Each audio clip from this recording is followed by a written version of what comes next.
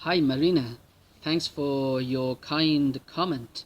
Well, I'm always following these chats. He's always making, having these interesting chats, and this one wasn't the exception. And it was great to have you there, Marina, in this chat. Um, and yeah, I know some words in French, but really not that much. um, Actually, here in my country, uh, this French was mandatory in school level, lots of years ago. uh, to I remember that it was mandatory, um, 2 years, right? 2 years of a scholar education, right? And then, well, there is here we say more or less, right? I know that every country have different words related to education, but here we say a kind of elementary education, and then a kind of middle education, right?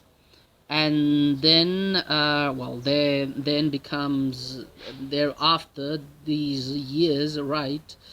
uh, you We can choose to follow different careers, right, to study different stuff. And in the 2 last years of elementary education, uh, English and French were mandatory subjects, right? In the When I was a child, right? And then we had the option to to make a choice, right? To choice between either French or English, right? But then, in more or less, in I guess in the 1990s, they have changed that rule, right? And basically, what they did was, in plain terms, they cut off French, right? And it's really a pity. It's really a pity, because nowadays they have arrived here in my country, Chile. They have arrived lots of migrants from Haiti, right? And they speak French, and it's really difficult to communicate with them. They speak a kind of French from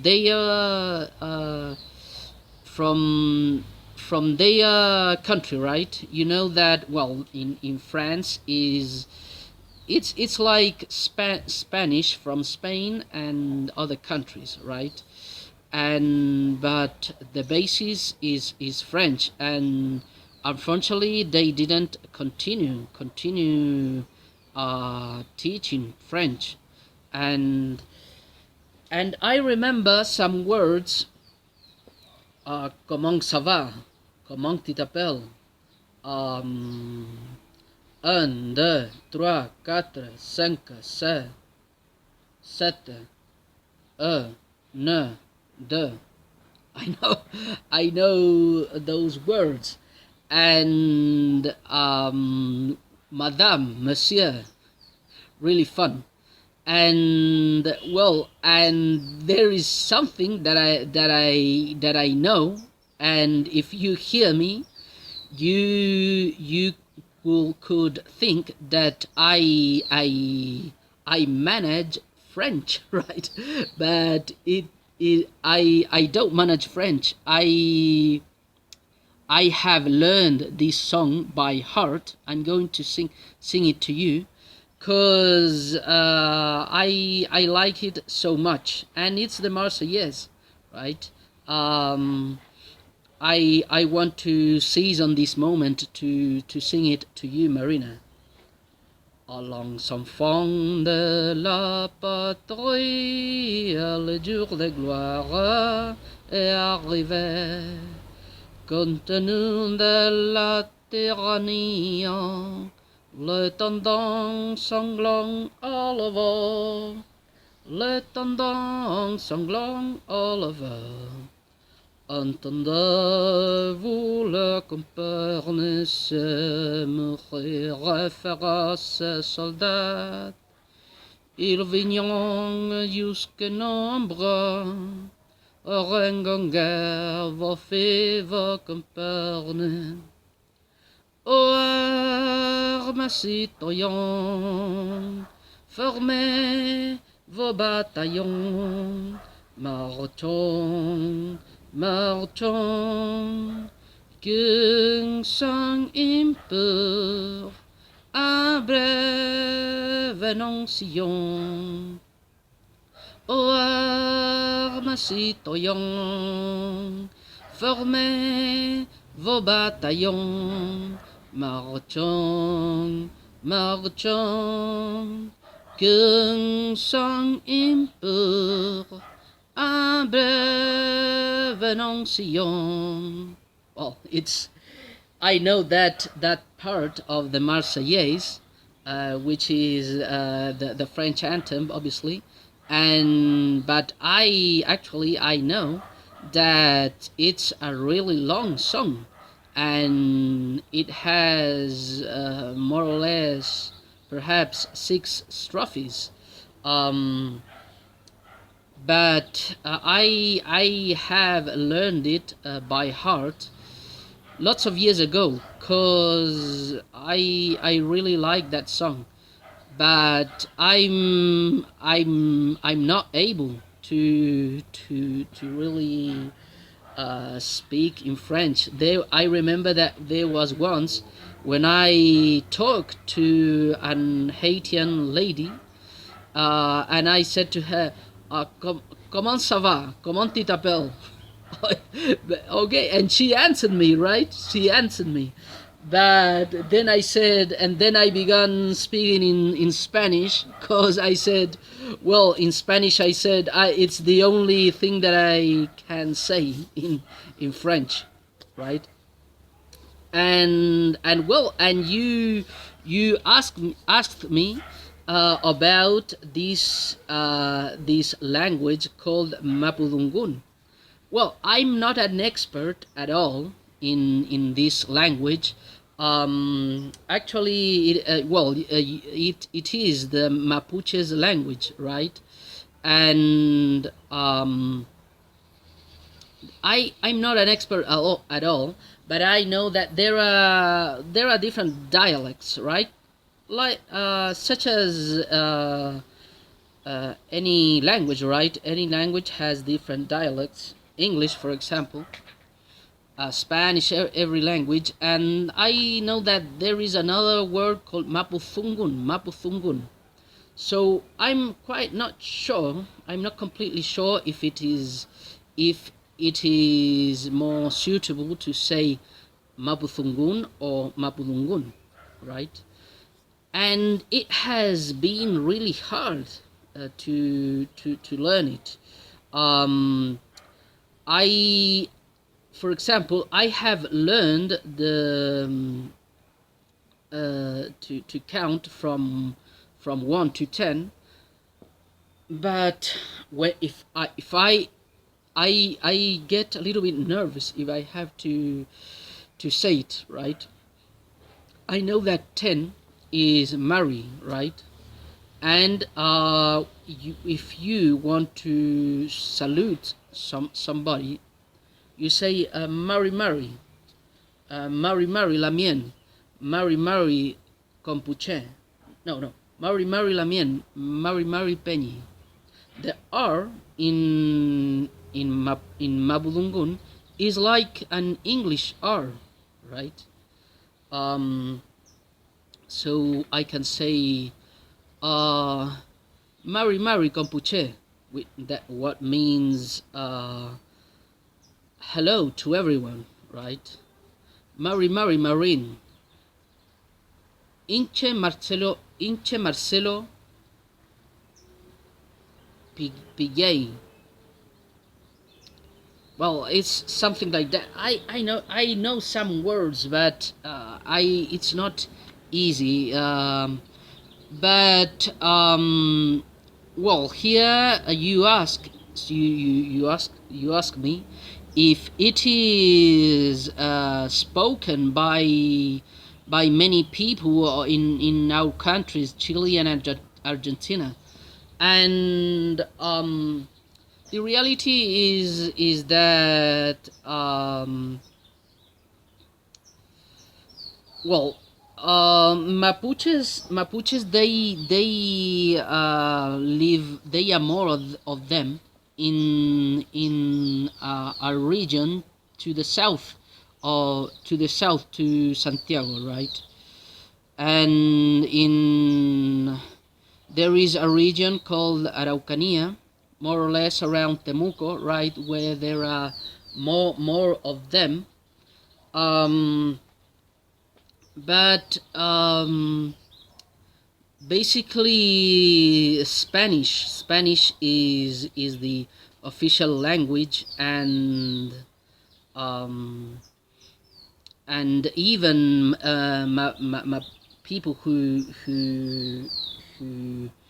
language is Mapudungun, they have to they it's nearly mandatory for them to communicate with others in Spanish, right? So it's really not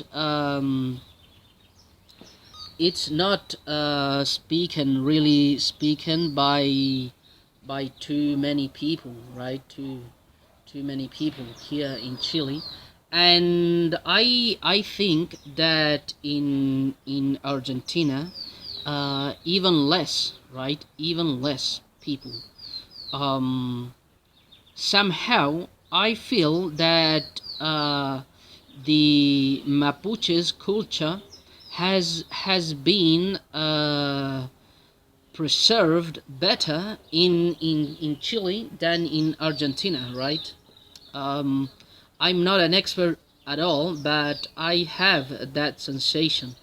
Um, Basically, well, the history. Well, I know that you are from Peru, Marina. The history, but um, somehow the what's the let me think a little bit of the most suitable word. The shrink, right? I'm going to use that word. The shrink of the indigenous population, right? In to your country, perhaps I'm not an historian at all, is more due to the Spaniard conquer, right? But in the case of Mapuche people, the shrink of this culture, right, is can be it's more due to the blame, if I use that word, due to the blame of Chilean and Argentinian states, right? It's a long history, right? It's a long history. Um, but basically, after a really long war between Mapuches and the Spanish Empire, there become a kind of treaty, right? A kind of treaty that defined a boundary, right? A border between Mapuche's land and Spaniard land, right, and Spanish land. But after lots of years, become the independence of Chile and Argentina, right? Of them together. And basically, well, when we study history, they raise these independence processes like a process of liberation of our lands against the Spanish Empire, as if it was a a common a common process, right? Only one interest, right? But it was not like that. It was not like that. Um, and then become a conflict between Mapuche's land, right, which was a strip a strip across Chile and Argentina, against these two new states, Chile independent, Chile and Argentina, right? And for example, here in Chile, the name of this process, right, was called pacification of Araucanía, and in Argentina it was called campaign of desert, right? More or less, as I have said, I'm not an historian at all. Well, and actually, my video has I have is a little bit long. It's quite long, right? Longer than I thought it should be. Um, but you have encouraged me, Marina, to make this video, and I I want to thank you for that. And it's a great opportunity as well to practice my English. Um, you have put some topics over the table, and they are really interesting, and I couldn't avoid making this video to you. At last, I want to show you some pictures. Okay. Here I have some pictures that I have taken in different moments with Mapuche people, and I want to show them to you, Marina, as long as I have a music, Mapuche music on the background. Well, I'm starting with this one. For example, I don't know. Well, I'm pointing now to a picture that I have on my computer. I don't know if you are able over here. You can see that there are an audience, right? A kind of audience. Um, I want to show you a little bit of this ceremony, right? Which is called Wetipantu, right? I'm going to show it to you. Well, first of all, I want to apologize if I have lengthened this video so much, too much. So this ceremony was developed in Santiago, right? In the capital of Chile. But basically, well, there are some facilities there. There is a kind of grade there, right? But most people, it's not the typical landscape, right, in which they do this ceremony. um Here there is a Mapuche lady, a Mapuche girl there, um and she has kindly given me the opportunity to take this picture. And well, I'm here, there. Here's the Mapuche lady with that typical Mapuche garment, right? There are different Mapuche's garment. I'm not an expert at all, right? But I know a little bit. And this is my niece here, right? And here I have another picture. This place was quite crowded, right? So that's what was why it was not easy to take a picture. There is a airball there, right, in the middle of the picture. There I have taken a picture with another lady, right? Um, Here it's more easy to see all the audience that it is there, right? All people. It's quite crowded, and perhaps you can notice that there is a little difference in their garments, right? So not all garments are the same, right? It's really a whole topic, a whole topic. Um, for example, this is a kind of a museum, right? There is a museum, and it has a kind of yard there. For example, I have taken this picture when it was early there, right? And there is a Mapuche lady there, and I have more pictures. For example, I were there in a kind of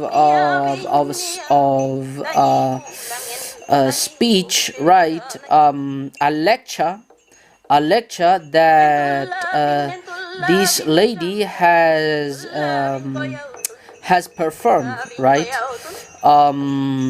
She is, as you can see, the garments are a little bit different. The garments are a little bit different.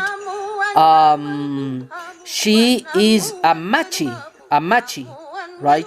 Which is a kind of religious Mapuche woman, right? Machi. She has a lot of knowledge, right? She has a lot of knowledge. She has explained us loads of interesting things related to the nature.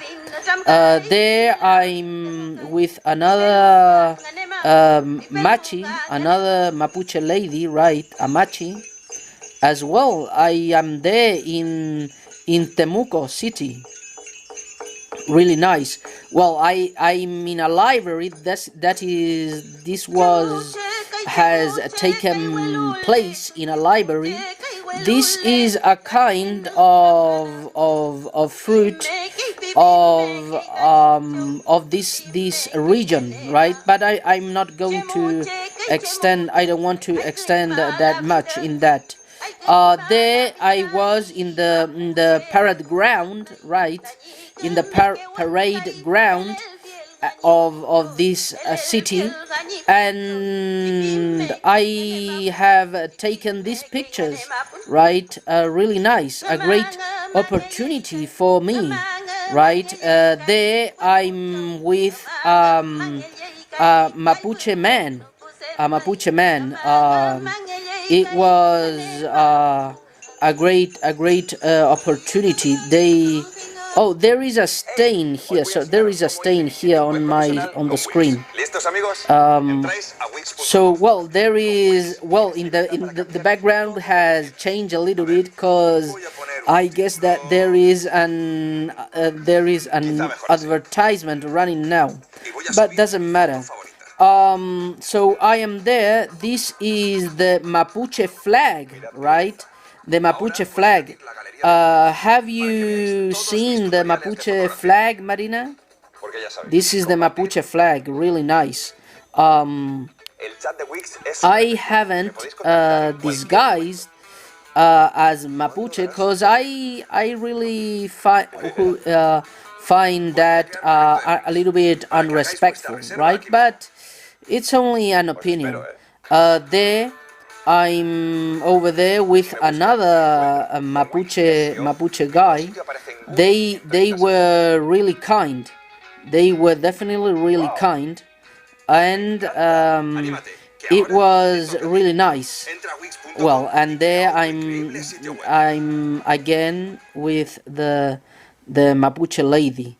So now I want to continue showing you more videos, pictures that I have over here. This is the parade ground, right, of Temuco. Well, actually, the word Temuco, there are loads of words here that have Mapuche origin, right? Mapuche's origin, right? And Temuco has a meaning as well, right? I don't remember in this moment. And I want to show you this nice monument over here in the parade square of Temuco. I'm there on those pictures, right? And I liked it so much because the monument itself represented so well the history of Temuco, right? The history of this place of Araucania, right? Well, unfortunately, there is a building here that bothers, but well, you can see, for example, here there is a male Mapuche, a female Mapuche. She is playing there a kind of a drum, right? She's sounding a kind of drum.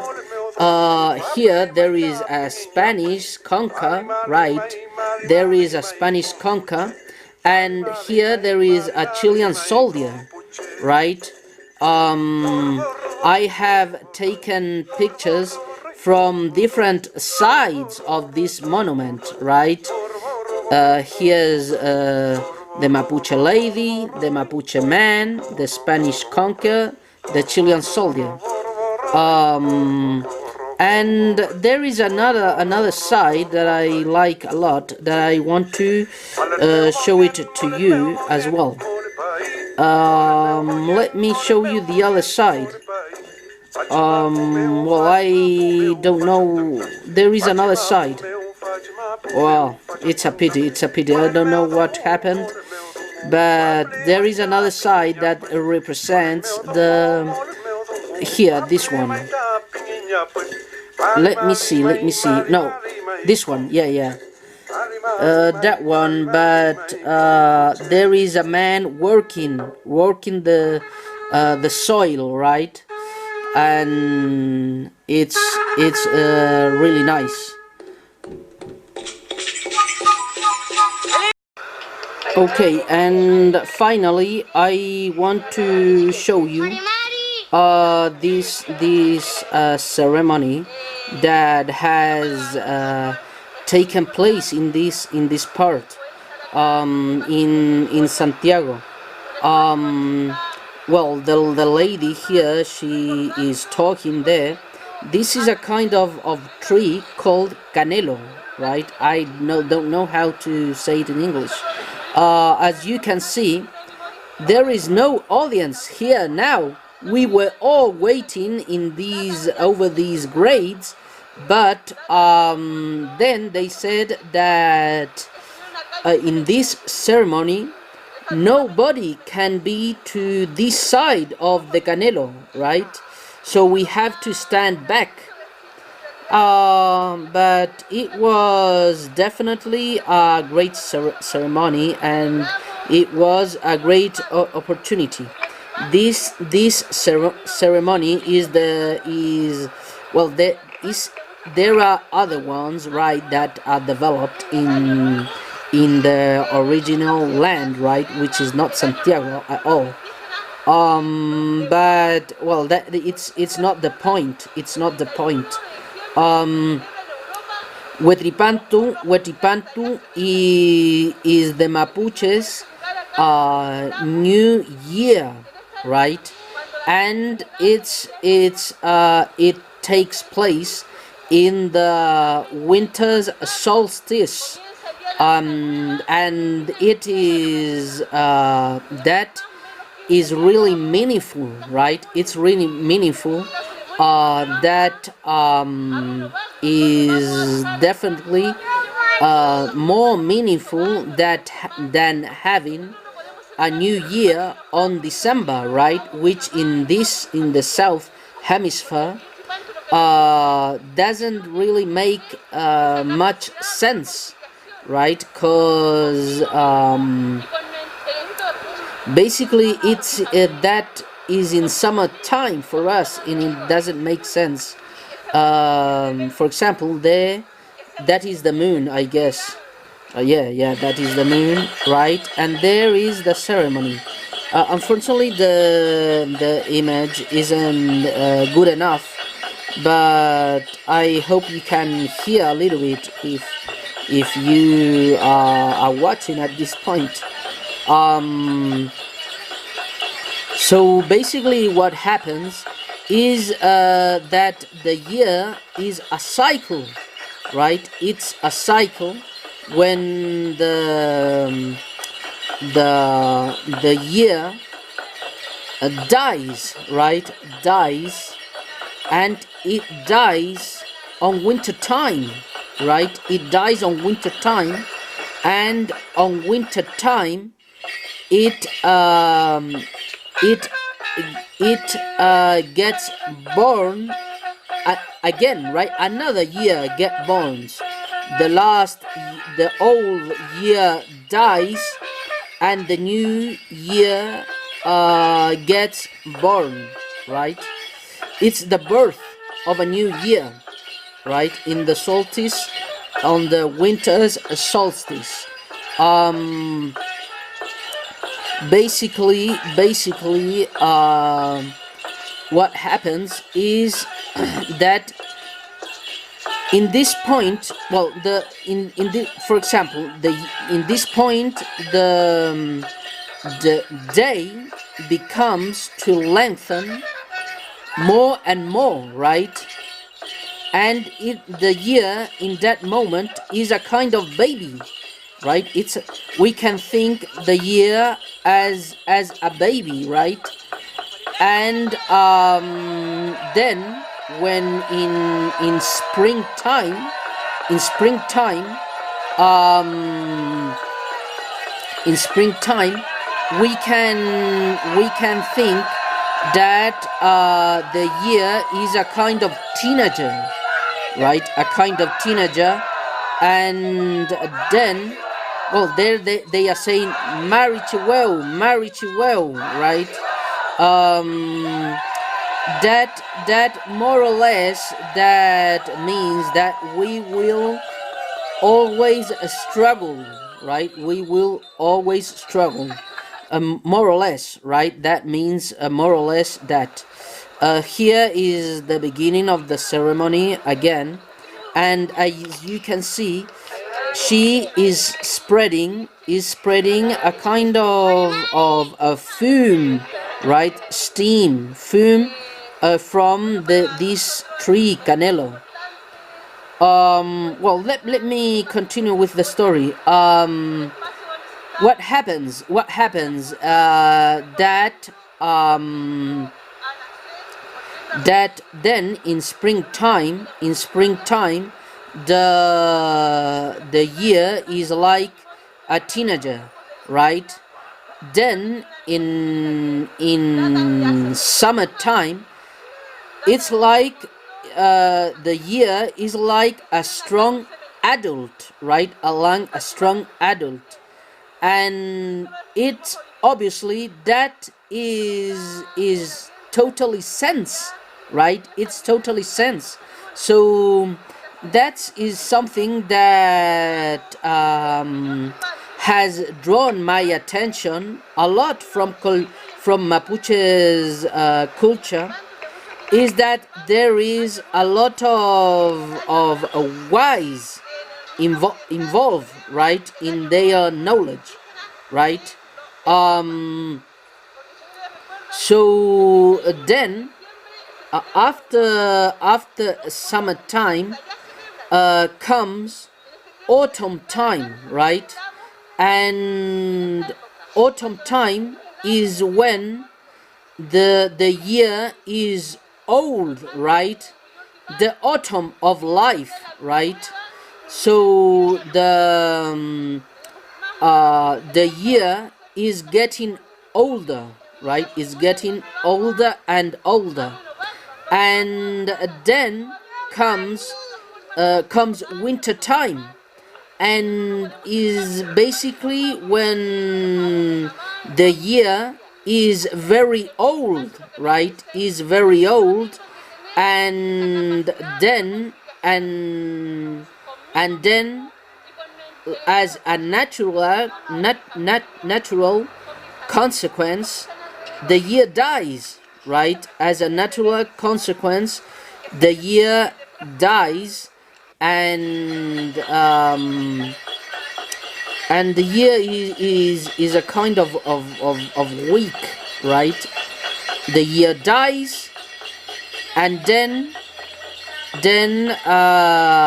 another year is born, right?